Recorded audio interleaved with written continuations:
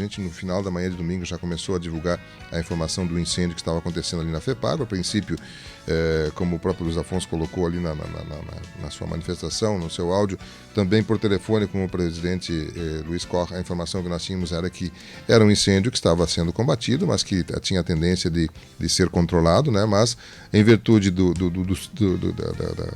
tempo muito seco e principalmente do solo muito seco, né? O ar seco e vento, ele se propagou e deu um trabalho intenso aí de cerca de 8 horas ininterruptas para os poucos bombeiros voluntários que temos aqui em Tupã-Siretã e que tiveram que se desdobrar aí, permanecer sem café da manhã, sem almoço até o início da noite, atuando com o auxílio, como eu falei, da prefeitura, também de populares, dos bombeiros militares de Cruz Alta.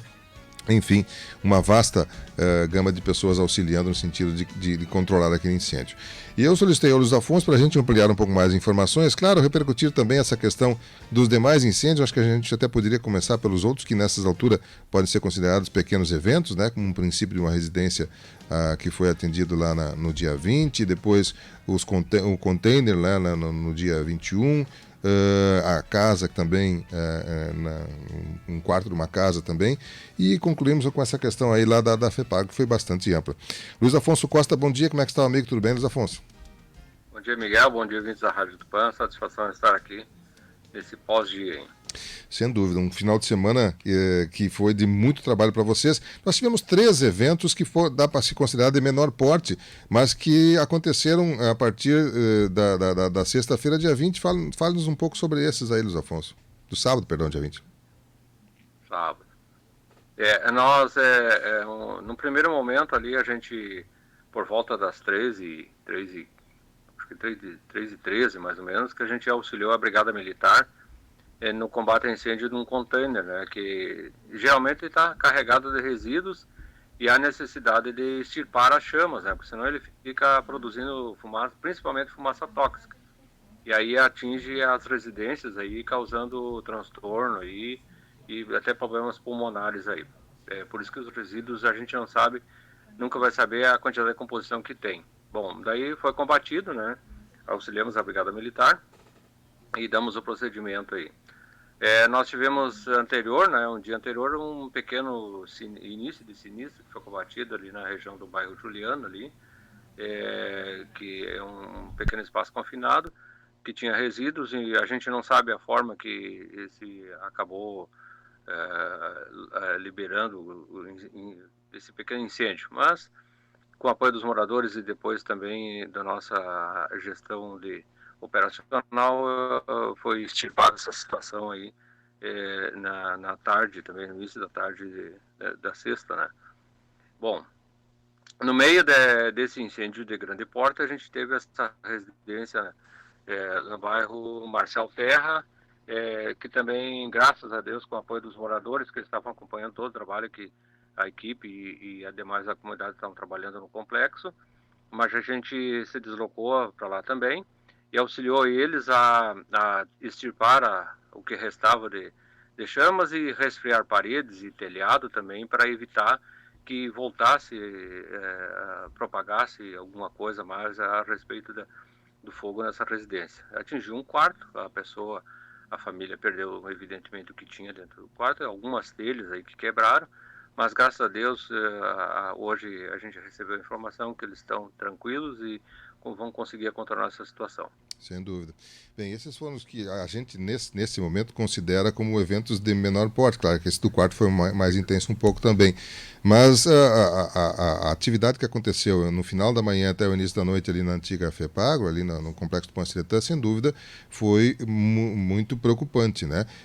Inclusive o nosso ouvinte Álvaro Brum aqui está concordando que vocês colocaram que há uma possibilidade de que o incêndio tenha começado com fagulhas que possam ter saído da locomotiva que passou ali. O Álvaro Brum, inclusive, está dizendo que ele testemunhou isso e que ligou aqui para a rádio falando com o Padilha, né? Diz que viu várias fagulhas largando ali. Claro que isso também tem que ser levado em conta para se evitar que em uma próxima oportunidade, se foi esse o caso, seja evitado isso.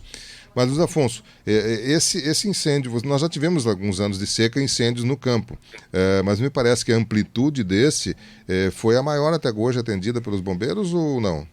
Não, nós tivemos uma na gestão do prefeito Guga aí, que foi maior. tá? Eu acho que, se eu não estiver enganado, atingiu 80% da área. Ah, Então tá. teve uma maior. Ela evitou uma coisa importante que a gente sempre conversa com os secretários e agora nessa gestão com o Gerson, que o Gerson foi um baluarte aí também, né, nesse trabalho de ontem aí, na missão de deslocamento de máquinas, equipamentos e auxílio todo aí, de abrir caminhos dentro da área, tá? Que esses caminhos são cortes que tem na área e de vez em quando tem que dar uma laminada para que fique só a terra, né? Uhum. E faça divisão nas áreas aí para que o fogo não passe de um lado para o outro. Claro que, evidentemente, quando a vegetação é muito alta, que teve alguns pontos ontem que a gente viu isso aí, o fogo faz uma espécie de uma torre, passa de um lado para o outro, né? E qualquer coisa que passe, pega na palha seca e segue de novo o fogo. Mas cortou bastante essa situação ontem, que está aumentando os caminhos internos dentro da área. Como a gente relatou antes, são cerca de 200 hectares, tem bastante pontos de mata nativa e a vegetação sempre cresce, é normal. A gente já fazia um bom tempo que não tinha queimadas, então tinha voltado bastante material orgânico, arborização também. E uma coisa, Miguel, que sofreu que a gente não relatou ontem, as espécies nativas de aves, como a gente viu, perdigão novo, quero-quero, essas espécies que estão reproduzindo agora, as espécies de répteis também, né? Os pequenos animais aí que habitam aquela região aí, entre as periás e outros tantos, né? Outros maiores aí que acabam perdendo seu habitat aí por um bom tempo aí. Mas se refugiam e se refugiaram aí em cerca do resto das 50 hectares aí que ficou pontos isolados, né? Uhum. Mas foi bastante impactante. Sem dúvida. Nós tivemos aí o trabalho de vocês, bombeiros voluntários, da Prefeitura Municipal, dos bombeiros militares de Cruz Alta e também de populares, né, que auxiliaram, dando suporte aos bombeiros. Claro que isso é fundamental para que ocorra, mas a preocupação também com a saúde de vocês. Ninguém ficou ferido, Luiz Afonso, ou alguém ficou machucado? Não, não. Graças a Deus, nem da unidade, nem da população e nem dos outros setores, por exemplo, da municipalidade que tiveram no trabalho também, não, graças a Deus, não houve nada de incidente, ninguém se machucou. Se tiver algum cortezinho, alguma coisa, mas é tão pequeno que a própria SAMU também a gente tem que ressaltar que estava presente lá para qualquer atendimento, foi até o finalzinho, e foi importante também o trabalho da SAMU no dia de ontem. Sem dúvida. Luiz Afonso, para a gente concluir, que dicas você dá agora para nós do perímetro? Porque nós tivemos fogo no perímetro urbano, em Sim. residências, em containers, nós tivemos fogo no campo, e aliás, tem que se salientar, esse campo que pegou fogo, ele é um campo nativo, não é lavoura, o que seria muito Não. pior se fosse uma lavoura, né? Agora tem, por exemplo, das lavouras. Até eu tô lembrando aqui que na quinta-feira que passou, a gente teve uma situação que, graças a Deus, foi contornada a tempo, que foi na divisa com Júlia Castilhos, aqui perto da comunidade do Abacatu, onde teve um princípio de incêndio numa lavoura de um produtor rural, mas aí com o trabalho eficiente do próprio produtor, utilizando grade. E aí vem uma dica é que os nossos produtores, não importa o tamanho, deixem preparados aí sempre um trator com uma grade para fazer o acero. O acero é que nem a gente fez com as lâminas ontem que a prefeitura fez, que abria os caminhos e deixar em terra. Se fosse lá numa floresta que a gente estivesse trabalhando, a gente ia trabalhar com enxadão, com enxada, com equipe trabalhando para retirar esse material orgânico para um lado para deixar de terra, que daí tu consegue cortar o fogo, que é o chamado corta-fogo. Também que o produtor procure deixar, principalmente na área rural, que nós temos essas extensões grandes de terra aí, deixem preparado um tanque com água, né? Não importa da maneira que ele vai colocar essa água lá para combater. Fica outra dica também que o produtor, como tem vários que tem máquina coletadeira, tem trator também, que eles preparem o pneu traseiro ou os pneus traseiros como se fosse uma caixa d'água com sistema de combate a incêndio. Hoje tem maneiras de, se precisar de dica, é só entrar em contato com nós que a gente passa os clipes, os vídeos, as informações para que eles instalem nas suas máquinas que, na verdade, tu tem um carro de combate a incêndio junto na lavoura, tá?